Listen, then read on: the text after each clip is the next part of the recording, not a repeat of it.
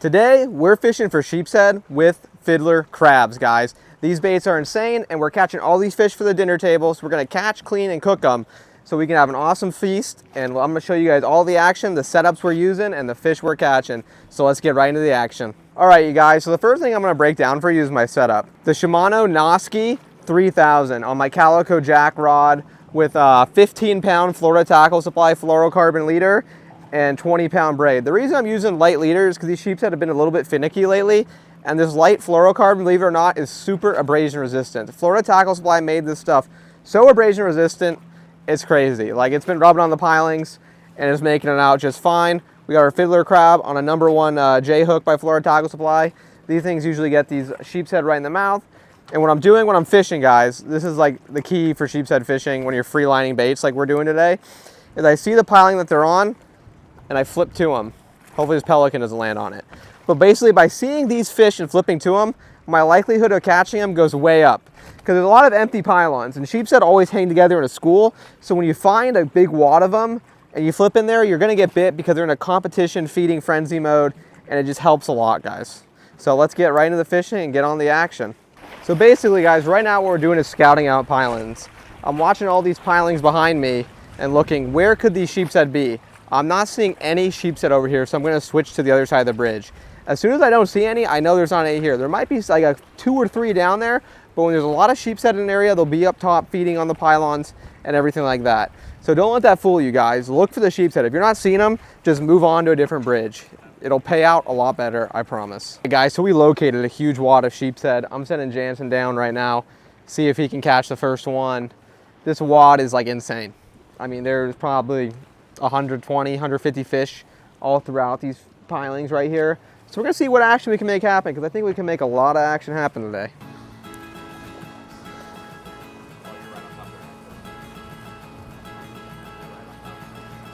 One of those guys swing at it.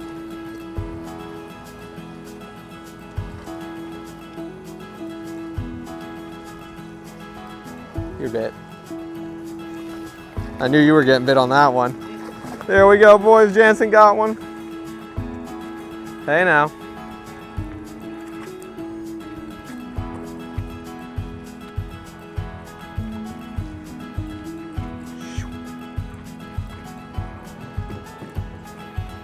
Got him. Got him. Oh yeah.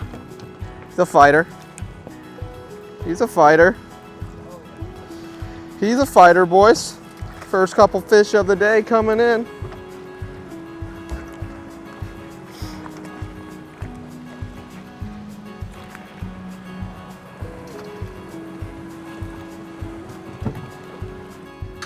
All right, guys, there's a smaller sheepshead getting the day going. Let's toss him back and keep catching some fish. There we go, guys. Got another sheep on. He's dogging me. He's dogging me. I think it's another like just 12, dude. Looks the part. No, that one's bigger than 12. Yeah, I'll give him a measure. I'll give him the measure. What a weird hook placement that is. Holy crap. Got hooked through the top and the bottom. He's at 13, we'll take him. We'll take him.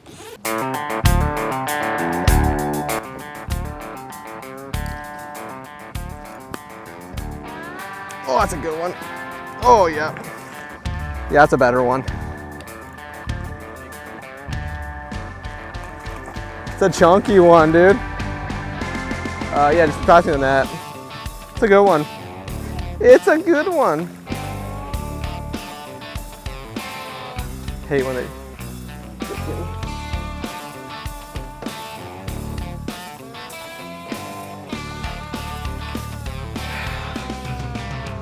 Yes, sir. There's a good one, boys. Oh, he's a toad, dude. All right, boys, check out that 16-inch sheepshead. What a beautiful fish that is. We're gonna let this guy go back in the, let this guy go in the ice box and cook him up later. That's the biggest one of the day. Just dropping straight down on a piling. Got myself this beaut. Check that out. All right, guys, Jansen's going up. Got his setup ready. Got that 15-pound, that 20-pound. Let's see if he hooks up. I think he's gonna hook up pretty quick. Yep, yep. Oh yeah, you got, oh. Well, there's the bite action, guys. Jansen just had a bite, and the hook pull, very common thing with sheepshead. You get like a tooth or something, you get that pressure, it just pops out. As you guys know, their jaws are like phenomenally crazy. So let's get in the action, guys. I think we can limit out here today and have a good day.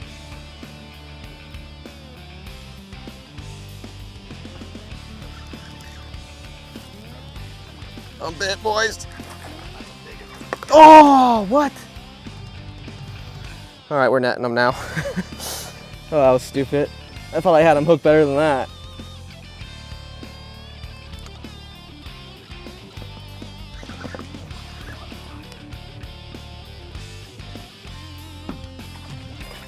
It's a nicer model. He woofed it. Heads up. It's a nicer model. A nicer model sheep for the boys.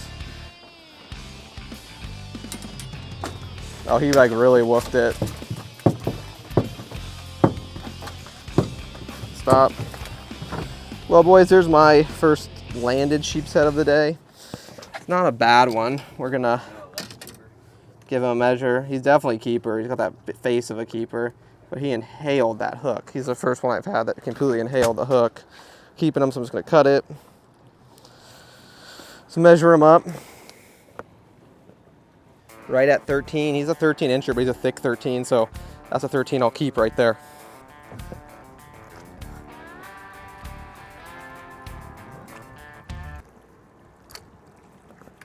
Got him.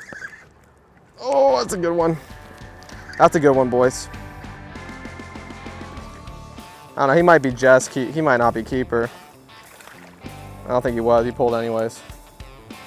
He felt better than he was, that one.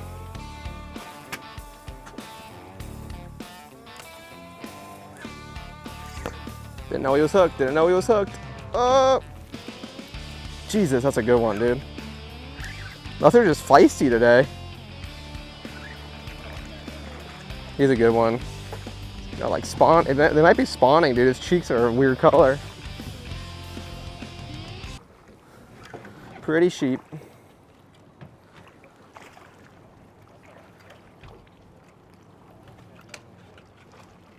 Let's see. He's chubby, guys. She or he, whatever it is. But his cheeks were a bronze color, so I wonder if they're like spawning right now. And that's why they're so fired up, because they're all chunky chunkers. There we go, guys. There's my second sheepshead of the day. There's a lot of them, but they're not really biting at crazy amounts. They're all in that like 13-inch range, I'm gonna say. Yeah, another 13. I might put his head up. Still 13. So he's like right at 14 to the tip of the tail, but they're in a weird mood today. They're in a weird mood. The redfish bite earlier was kind of horrible, so came sheepshead fishing. Brought fiddlers just in case the redfish bite wouldn't be good, and glad we did. Since on, there we go. Good one? Oh, that's a nice one. They're really fat, they're just not very long.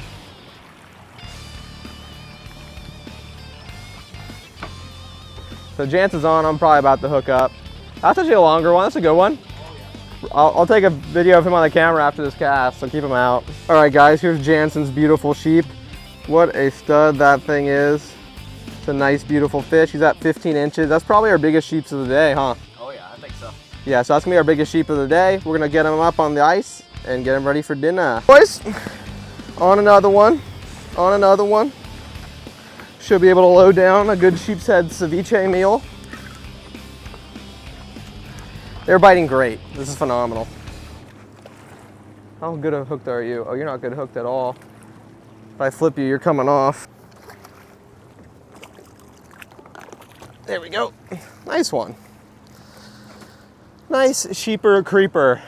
Another freaking 13. I'm like unlucky number 13. This one caught me. Might have flesh-eating bacteria. Might have flesh-eating bacteria. You could. Might die tomorrow. Actually, as I go over in many videos before, and I'm going over in this video, all we're doing is free-lining fiddler crabs at pylons. It is the easiest way to catch sheepshead in the world. You just flip a bait where you see them and let it sink naturally. That's all what it is, guys. You want to make these sheepshead feel as if your crab is like just this natural, free-floating crab coming down the pylon, because that's when they start dusting baits. I might get dusted right now. And you don't want any like tension on it. As soon as you put tension on it, it's over. Yep. Get him, yep. Oh, not to the tip, just get him in, just get him in. So this is Peyton's first sheepshead ever, first time saltwater fishing. And he got one, boys. Probably a keeper, give him a measure. It's gonna be close. You might wanna go scope out the other side. See if, because they'll stay up top for a little bit. Like there's one right there, but eventually this, oh, I just have one on. Peyton, Peyton, Peyton. That's a good one. Flip him in the boat, flip him. That's a chunker, dude. That's a good one. All right, there's Peyton's first real keeper sheepshead, guys. Peyton's a big guy, so this fish might not be looking so big. He's got some big hands there, so it's a nice keeper because, I mean, he was struggling at first, but now he's got the feel for it. He's ready for action, guys. I mean, the fish are biting. We're gonna have an awesome catch and cook, so this is gonna be a great day on the water. All right, guys, the bite's winding down a bit, so we came back to the spot that we started at, the little end pylon. Hopefully we can catch a few more and see what happens. Better one, Jansen. Maybe. Yeah, he was fighting hard, but yeah. He's a ripper. Jansen's got a ripper. What is he, 12? Yeah, he was looking like 13. Nice. Guys, so Jansen just caught a beautiful sheepshead right here. How big are you gonna think he is? I'm gonna say 13. Probably about 13. We're gonna give him a measure, but it's been wide open so far today. Catching a lot of fish. Yeah, let's toss him back. Usually we don't keep 12-inch sheepshead, guys. There's anything above 12 because they do not have a high meat yield. I mean, if I'm keeping 12-inch sheepshead, I'm hurting. That's what I like to say. So let's get right back to the action. All right, guys, the day is winding down. Got my big sheepshead. We all got a bunch of sheepshead. Super fun. We got a bunch in the box, and we are going to cook these bad boys up. And I'll see you guys back in front of the boat while we're cleaning the boat and cleaning the fish. It's going to be awesome, guys. So stay tuned because Jansen's always got a good recipe that he's going to whip up, and it's going to be sick. All right, you guys, it's cleaning time. We got a ton of sheepshead to clean up, and I'm super excited because we're about to have a feast. How many we got in total? 11? 10. We have 10 in total of 3 people. So we're gonna clean these fish up and then we'll get to the cooking, but I'm gonna show you guys how I fillet the sheepshead and everything you need to know. All right, you guys, so basically me and Jansen are cutting these sheepshead up, and we'll show you really simple what we're doing. All I'm doing is cutting right down here, which is the gill plate of the fish, or whatever you wanna call it. I'll cut down like that. This knife is nice and sharp once again. Go to the backbone, and then I'll work the knife right down the backbone. And then I'll put the knife tip down, kind of just work through the fish. Once I get enough to separate the fillet from the body, slowly but surely just weaving off so I try not to miss meat. And then once I'm through there, I'll see like the spine, the ribs. I go behind the ribs, pop the knife through the fish, angle it down, that's the most important part, and then pop like that. And then you have like the whole fillet basically separated. And the ribs are very thick on sheepshead. So it's a fish I always cut over top of the ribs, because if you don't, you'll end up just dulling your knife out. And no one wants to have a dull knife. And also, it's just a lot less work when you cut over the ribs. Once I'm over top of all the ribs, which I'm about to be,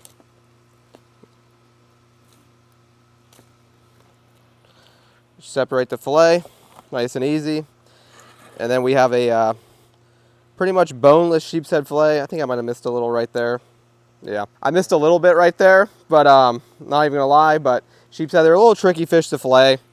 A lot of people I know have trouble filleting them, but it's really easy if you cut out the ribs because they're really not a high meat yield fish. A lot of people think like, you know, you catch a big slab sheepshead, there's gonna be a lot of meat. That's not true.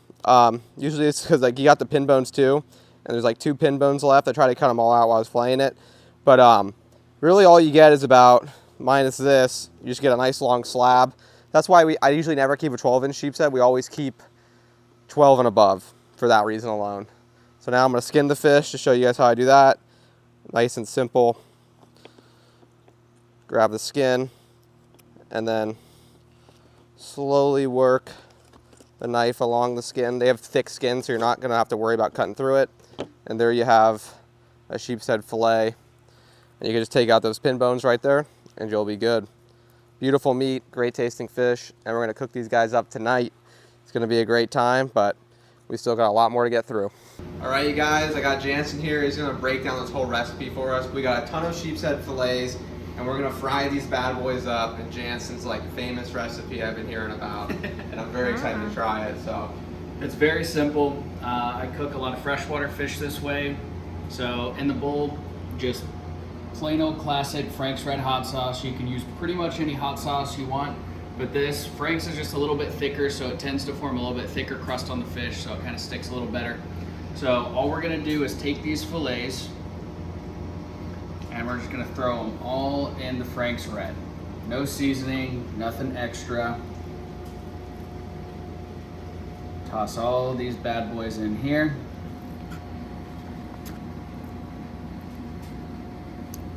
Now then, kind of give them just a little bit of a stir.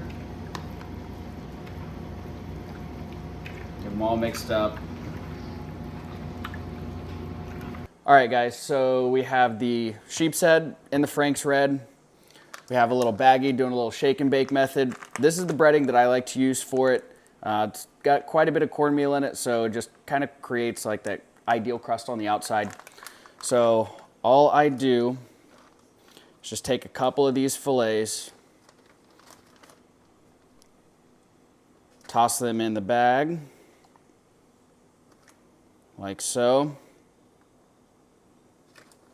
And you just kind of take it, roll it up. The trick is you want to get some air in there, like this. And you just kind of shake it around.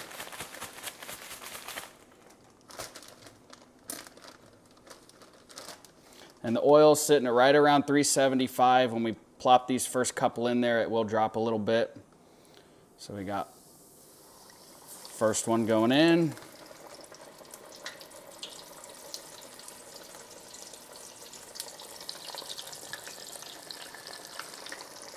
Number two going in. You don't want to overcrowd it, but there are a couple smaller ones in here, so we'll let them join the party. All right, so these will probably only take a few minutes. Just wait till they're nice golden brown on the outside. That's kind of just the easiest way to tell when they're done. Plop them out, let them sit and dry, and then you're ready to eat. So we're gonna get the rest of these cooked up, and we'll show you guys what they look like when they're done. All right, guys, so these have been going for a few minutes. They're starting to get a nice little crunch to them. They're bubbling less. And as you can see here, they're kind of starting to poke up towards the top. So when they start to bubble less and they kind of start to float and they're not sitting on the bottom, they get kind of that nice golden color to them. They will have a slight reddish tint, of course, if you're using hot sauce in the cooking process, but that's all part of the flavor. So just grab these out, set them on the rack. And then we'll probably hit them with just a tiny pinch of salt, maybe a dash of lemon juice. Squeeze a couple wedges over top and call it good. So this is the end product here.